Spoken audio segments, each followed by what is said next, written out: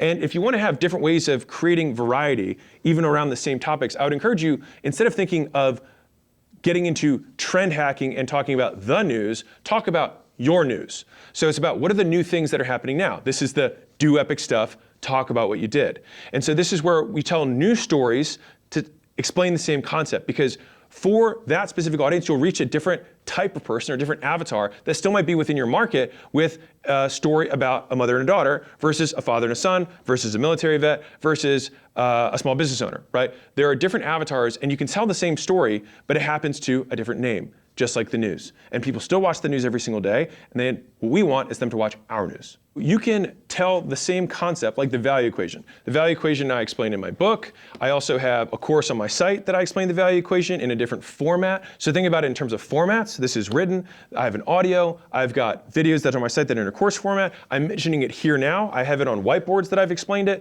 I've applied it to services. I've applied it to education. I've applied it to physical products. I've applied it to software. And so you can take the same idea and think, how can I display it in new formats, new mediums, and new contexts? And so when you have that, and then you extrapolate on top the news of your life, even though you feel like it's saying the same thing, the amount that it takes to create something novel is very small. And so I'll tell you the story that I think will wrap this up. It's the story of Henry Ford.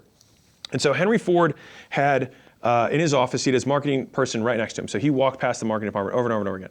And this is back in the day when they didn't have computer screens. So it was just like they had mock-ups and big posters and things like that for whatever the next ad campaign for a new Ford car was. And so he walked past this guy's office for 3 months. At the end of the 3 months, he was like, hey, John, when are we going to stop running this ad? I'm so sick of it. And John, the marketing director, looked at me and he said, we haven't even started running it yet.